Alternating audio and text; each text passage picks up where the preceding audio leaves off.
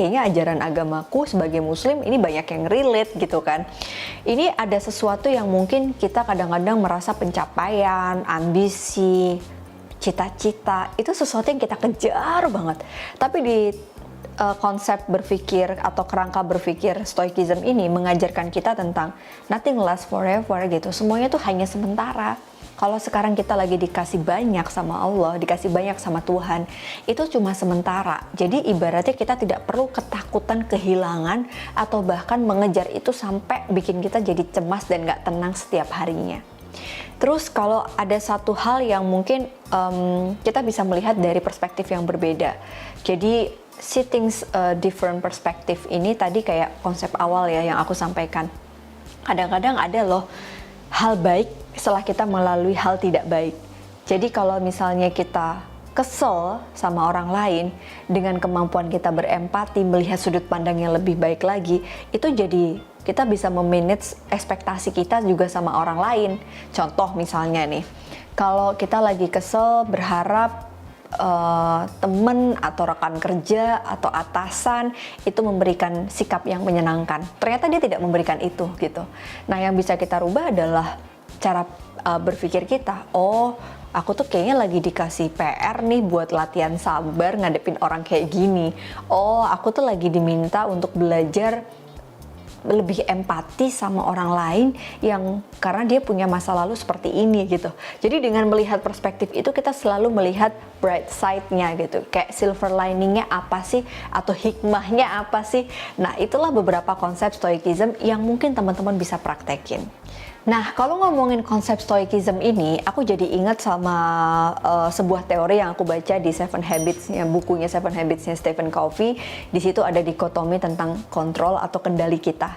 Memang dalam hidup ini ada lingkaran yang menjadi sesuatu yang kita bisa kendalikan. Contoh misalnya sikap kita sendiri, self-mastering. Mengubah perasaan kita, pikiran kita, perilaku kita, itu adalah sesuatu yang bisa kita kendalikan. Tapi ada juga circle kedua adalah circle yang mempengaruhi kita, tapi kita nggak bisa rubah. Artinya semakin luar lingkaran itu kita semakin tidak punya kendali. Contoh misalnya sikap pasangan kita, ya kita nggak bisa rubah, tapi relasi yang sedekat itu membuat kita itu jadi terpengaruh atau kurang lebihnya akan mempengaruhi setiap pola pikir yang kita bisa kendalikan gitu teman-teman. Nah, di luar itu akan ada yang namanya circle of concern. Jadi kita memperhatikan itu.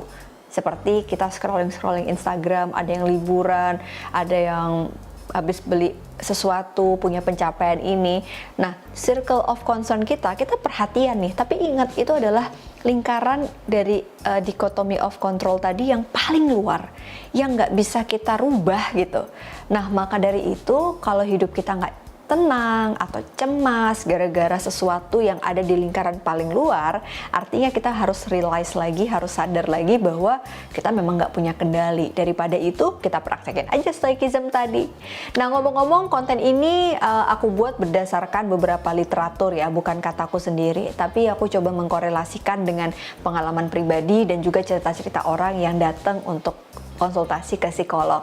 Kalau kamu memang merasa ada sesuatu yang nggak nyaman atau bikin kamu jadi cemas berlebih, nggak tenang, jangan pernah ragu untuk segera hubungi profesional. Mungkin teman-teman bisa langsung cek Instagramnya APDC Indonesia, karena di platform itu ada banyak konten-konten tentang kesehatan mental. Atau di Instagram aku juga, yang aku juga sering sharing tentang microblog dan IG live tiap seminggunya di Buka Pikiran, analisa.widianingrum. Dan kamu juga bisa langsung bikin appointment sama psikolog yang memang kamu rasa bisa membantu kamu.